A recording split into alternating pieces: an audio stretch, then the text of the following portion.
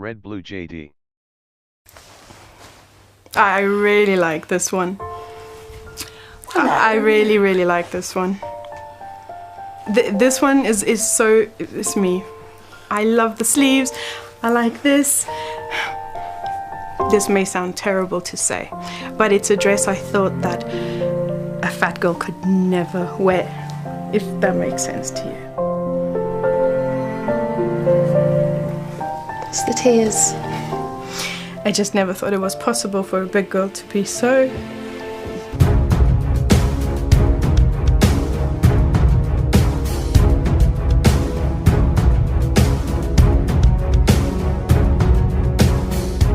Akenshi gukururwa nabo muhuje igitsina bijyana n'ikigero ugezemo kandi bigashira vuba. Usanga abakobwa cyangwa abahungu iyo bafite hafi imyaka 16 bamwe ariko bibagendekera bagatangira gukururwa nabo bahuje igitsina. Niba koko mu ishuri mwiga isomo ry'ibinyabuzima cyangwa se baranabisomye n'ahandi hantu nko mu bitabo, wagakwiye kumenya ko mu gihe cy'ubugimbi cyangwa se ubwangavu hari ihinduka ridasanzwe riba mu musemburo yo mu mubiri. Mu by'ukuri ntekereza ko ingimbi cyangwa abangavu bamenye neza uko imibiri yabo iteye, bashobora gusobanukirwa ko gukururwa nabo bahuje igitsina ari ibintu bimara igihe gito, bityo bakaba batari bakwiriye kuryamana nabo bahuje igitsina. Ubutinganyi cyangwa se kuryamana nabo muhuje igitsina, ubwo nyine no kuvuga umugabo ku mugabo cyangwa se umugore ku mugore. Ibyo dukunda kubyumva mu matwi yacu pe ya buri munsi, dukunda kubyumva ngo hashyingiranwe abantu bahuje ibitsina, tukuma turatangaye tukumirwa. Bamwe muri twe twamaze no kubyakira ko ari ibintu bibaho nyine bisanzwe. None se niki gishya nje kuvuga? Ngaho reka nkubaze, wabyumvise kenshi uzi ko bibaho, none se wabuze biterwa n'iki ngo bibeho nyine ngo umuntu yisanga ari ukomeze? Wigeze umenya se uko bikorwa ubundi? Ko ushobora kubyibaza bikagushobera? Bibiliya se yo ibivuga iki? Ni icyaha cyangwa? Iyi ni Red Blue JD. Njye ndi Emmanuel ahishakiye.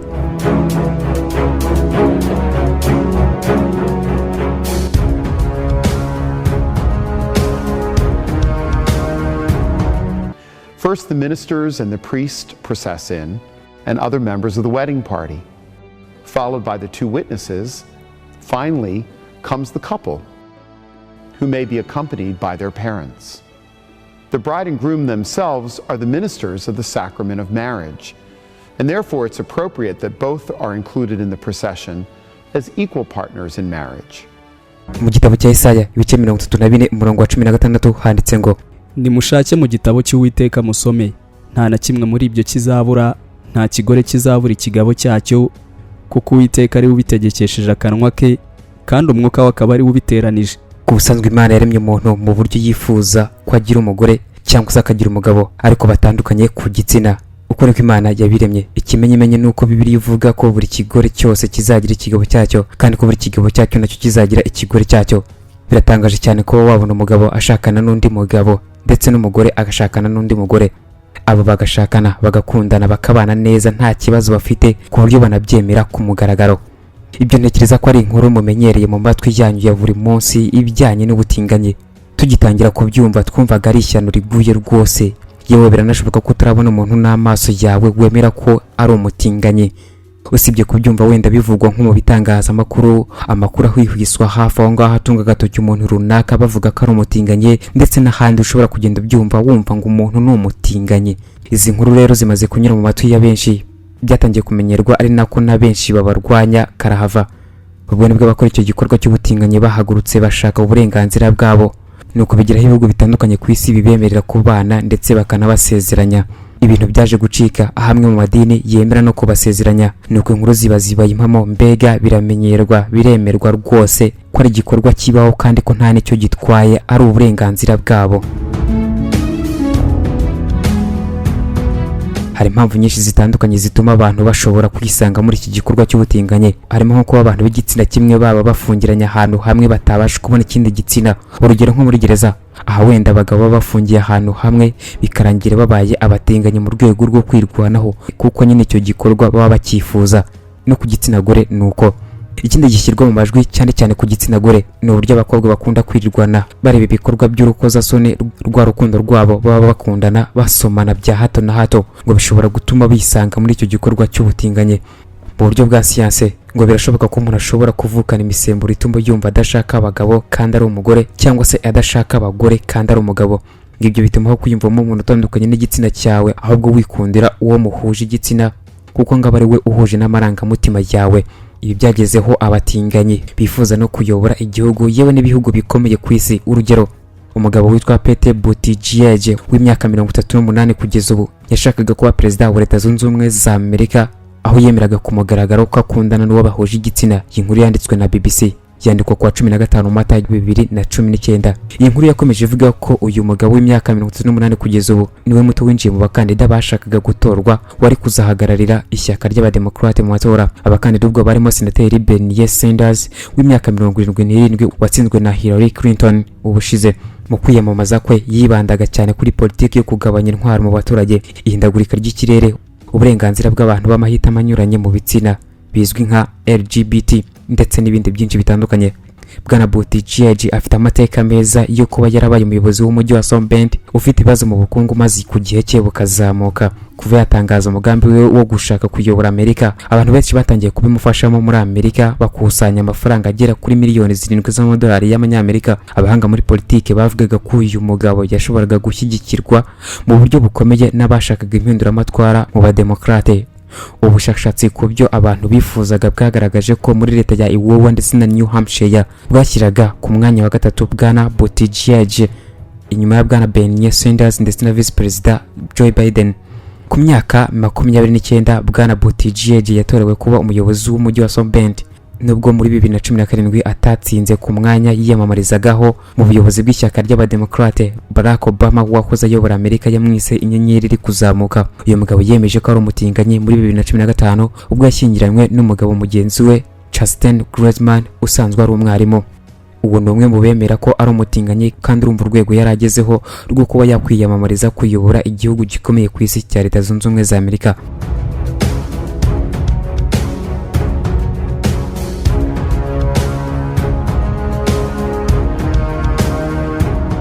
Wabaruzi uko byagenda mu gihe uri gukururwa n'abo muhuje igitsina byanze kukuvamo.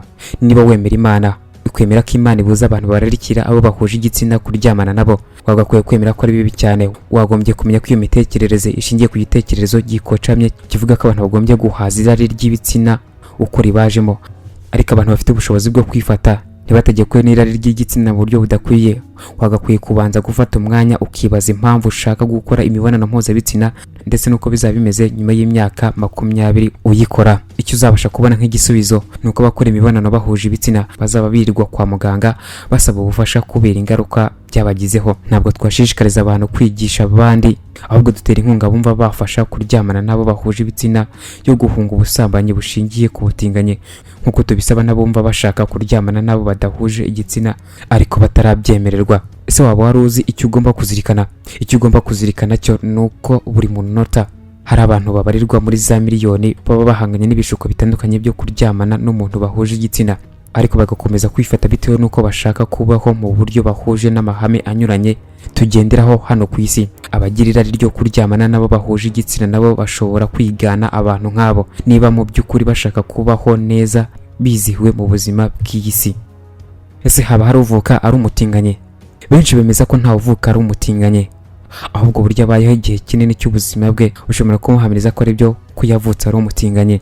Nta gihamya na kimwe siyansi cyangwa se ubuhanga mu bumenyi cyerekana ko hari uvuka ari umutinganye cyangwa se afite karande cyangwa se genes z'ubutinganye muri we. Nyamara rero hari amatsinda y'abantu ashaka ko twumvisha ko abantu babivukana. Ibyo biba bishaka kugaragaza neza ubutinganye, kubuha isura nziza ngo bukunde bwakirwe n'abantu bareba hafi. Ubutinganye ni umwuka uri gukwirakwira mu isi muri rusange.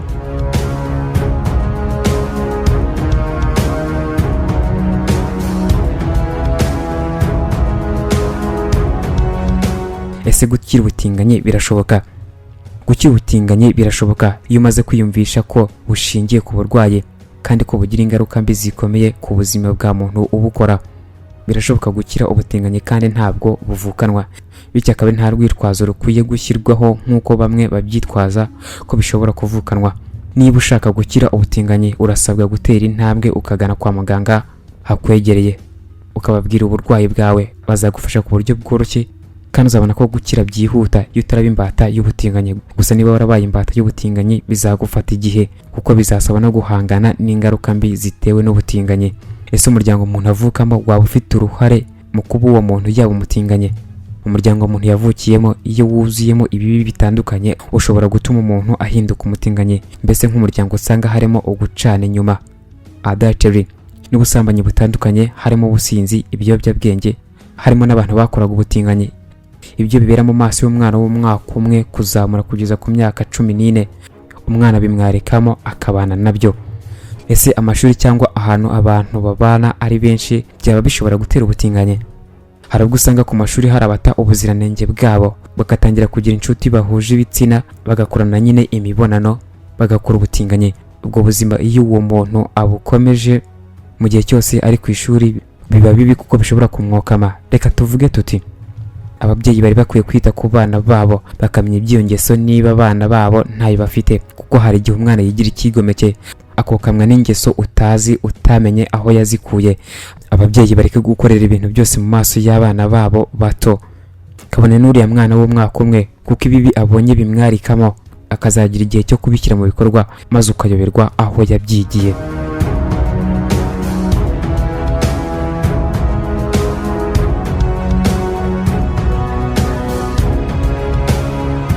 Ese ubundi ubutinganyi ni bubi? Igitabo gitagatifu cyemerwa na benshi mu isi, Bibiliya, kibivugaho iki? Igihe nari maze kuba ingimbi, ikintu cyangoye cyane nuko numvaga ndarikiye abo duhuje igitsina.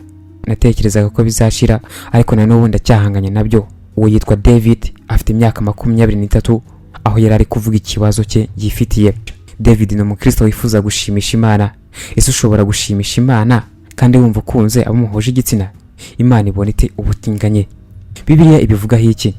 Uko abantu babona abatinganye bishobora gutandukana bitewe n'aho umuntu yakuriye cyangwa bitewe n'igihe yabereyeho. Ariko abakristo ntibagendera ku bitekerezo bigezweho cyangwa bajyanwe hirya no hino n'imiyaga yose y'inyigisho, ahubwo uko babona ubutinganye n'indi myifatire yose imeze ityo bishingiye kuri Bibiliya. Ibyo Bibiliya ivuga ko birebana n'ubutinganye birasobanutse. Mureke twumve iki ijambo ry'Imana rivuga kuri iyi ngingo y'ubutinganye. Aha ni mu gitabo cy'Abalewi, umutwe wa 18, umurongo wa 22. Ntukaryamane n'umugabo nk'uko uryamana n'umugore. Saho gusa, umva nuko hahavuga Imana yarabaretse batwarwa n'irari ry'ibitsina riteye isoni, kuko abagore babo bahinduye uburyo busanzwe imibiri yabo yemerewe gukoreshwa, bakayikoresha iby'itaremewe. Aho ni mu rwandiko Pawulo yandikiye Abaroma, igice cya mbere, umurongo wa 24 n'umurongo wa 26.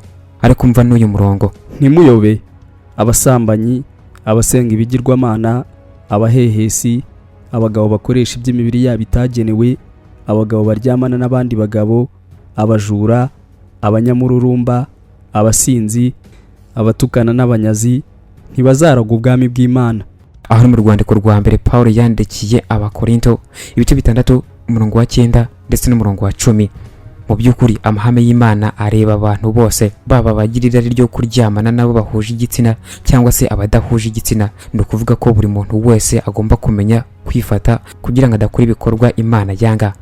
Ese ibyo bishatse kuvuga ko Bibiliya idushishikariza kwanga abatinganye?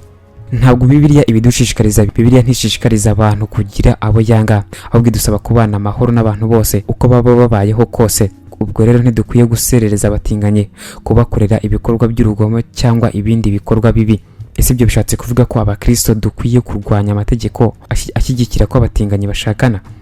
Bibiliya ivuga ko Imana yatangije umuryango ugizwe n'umugabo n'umugore. Icyakora impaka abantu bajya ku mategeko yemerera abatinganye gushakana ziba zishingiye kuri politike.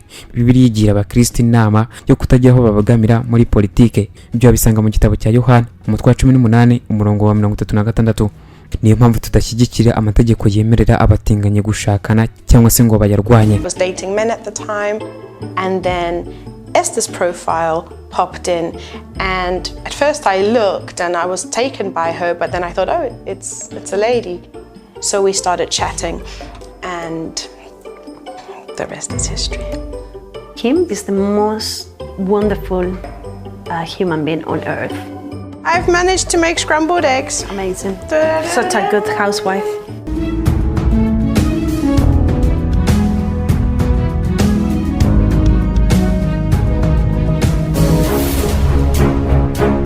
Bigenda bite se niba umuntu ari umutinganye?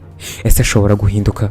umuntu w'umutinganyi ashobora guhinduka. Hari abakristo bo mu kinyejana cya mbere bari abatinganye ariko nyuma barahinduka. Bibiliya ivuga ko abatinganye batazaragwa ubwami bw'Imana kandi igakomeza igira iti niko bamwe muri mwe mwari mumeze. Aho ni mu rwandiko rwa mbere rw'Abakorinto igice cya 6 umurongo wa 11. Ese ibyo byaba bishatse kuvuga ko umuntu waretse kuba umutinganye atagirira ryo gusubira muri ubwo buzima yahozemo? Bibiliya igira iti mwambare kamere nshya igende hindurwa nshya binyuze ku bumenyi nyakuri. Abakolosayi ibice 3 umurongo wa 10. Guhinduka no guhozaho. Bigenda bitase niba umuntu yifuza gukorera Imana ariko agakomeza kumva ararikiye abo bahuje ibitsina. Nkuko bigenda kwirari ryo ryose ushobora guhitamo gutwarwa naryo cyangwa kudatwarwa naryo. Bibiliya igira iti mukomeze kuyoborwa n'umwuka nibwo mutazakora iby'imibiri irarikira. Abagalatiya ibice 5 umurongo wa 16. Zirikana ko uyu murongo utavuga ko umuntu atagira irari, ariko iyo umuntu afite gahunda nziza yo kwigisha Bibiliya no gusenga bituma ashobora guhangana n'iryo rari. David twigeze gukomozaho haruguru yabonye ko ibyo ari ukuri. Yabwiye ababyeyi be nabo bari abakristo icyo kibazo yari ahanganye nacyo. Yaravuze ati numvise ntuyu mutwaro wari undemereye cyane kandi iyo mbikora hakiri kare nari kumara icyo gihe cyose nishimye.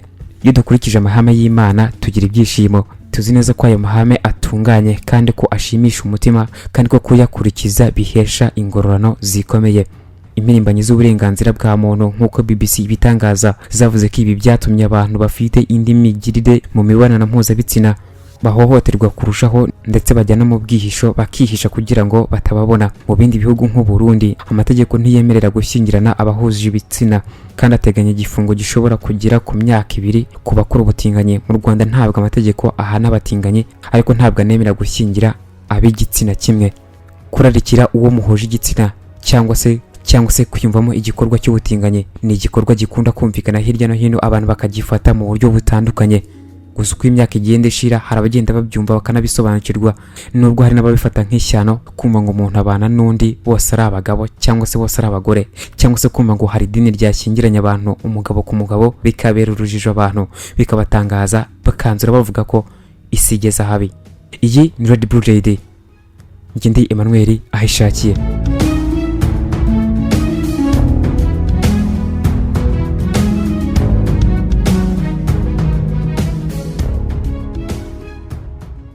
Abacuruzi bafite ibicuruzwa na serivisi nziza ariko bafite ikibazo cy'uko abantu benshi batazi ubucuruzi bwabo. Hari icyo wakora ibihumbi n'ibihumbi by'abanyarwanda bakarara bamenya ibikorwa byawe. Muri Red Blue JD bakwereka uko ubigenza ubucuruzi bwawe bukamenyekana kandi n'abakiriya bakarushaho kukwegera no kukwizera. Bafotora ibikorwa byawe bagasobanura ubuziranenge bwabyo bakanabimurikira abakiriya. Bafotora abageni bakanababikira video z'ubukwe bwabo kuri YouTube ku buryo nta kibazo cyo kongera kubura amashusho cyabaho. Abaririmbyi babakorera amashusho y'indirimbo zijyanye n'igihe bakanabafasha kumenyekanisha ibihangano byabo. Abantu basobanutse bamaze kumenya ibyiza byo gukorana na Red Blue JD. Abakorera munsi y'isoko rya Kimisagara werekeza Nyabugogo. Wahamagara kuri 0788 36 53 55. Byigeze bikubaho kwitabira ibirori, inama cyangwa se ibindi bikorwa bikabuhari ukabikurikirana kuva bitangiye kugera bisoje, ariko nyuma y'ukwezi kumwe ugatangira kwibagirwa bimwe mu bice by'uko uwo muhango wagenze kandi wari uhari? Niba urimo kureba aya mashusho nuko udashobora kwihanganira kureba amashusho no kumva amagambo atari meza. Turi miliyari 7 z'abantu kuri iyi si. Abarenga miliyari 4 muri twe dukoresha internet. Buri wese muri twe arihariye, ateye ukwe, afite ibyo akunda ku giti cye adahuje n'undi wari we wese. None niba dutandukanye, kubera iki twagira ubwoko bumwe bw'ibirori? Kubera iki inkuru zacu abantu bazi barakimwe? Ntabwo bikiri ibanga ko ari we wese ko uyu munsi Red Blue JD ari kompanyi ifata amashusho ikanayatunganya igakoramo inkuru cyangwa se ibyegeranyo bidashobora guhaza ijisho cyangwa se ugutwi ko ari we wese inshuro imwe. Red Blue JD ni inkuru yo kubara, ariko cyane cyane ni inkuru ivuga uburyo abantu bafata amafoto meza y'ubukwe n'ibindi birori. Inkuru y'uburyo babika amashusho y'ibirori n'ibindi bikorwa kuri internet, ubwo ukabubonye uburenganzira bwo gutunga amashusho yawe ubuzima bwose. Nta muntu nzi wakoze ibirori, inama n'ibindi bikorwa ngo areke gushimishwa no kongera kugira bya byishimo cyangwa se kwiyumva nk'uko yiyumvaga cya gihe. Ibi bikaba atagombye gusubiramo bya birori, ahubwo akabikesha amashusho n'amafoto yafashwe mu buryo bwiza. Umuntu wese uvuze ibirori bishingiye ku muryango no ku mibanire abavuza ubukwe, uvuza ubukwe bwagenze neza, abavuza amashusho n'amafoto yabwo yafashwe neza, uvuza amashusho n'amafoto yafashwe neza mu bukwe, mu nama no mu bindi birori, abavuze Red Blue JD. Red Blue JD ni indi nyito bakoresha iyo bashaka kuvuga filime mbarankuru zikozwe mu mashusho meza n'ubutumwa butava mu mutwe w'uwabwumvise. Hari ikibazo kimwe kirebana n'iyi ngingo. Ibi byose mwabikoraga mute Red Blue JD itaraza? Abakorera munsi y'isoko rya Kimisagara werekeza Nyabugogo. Wahamagara kuri 0788 36 53 55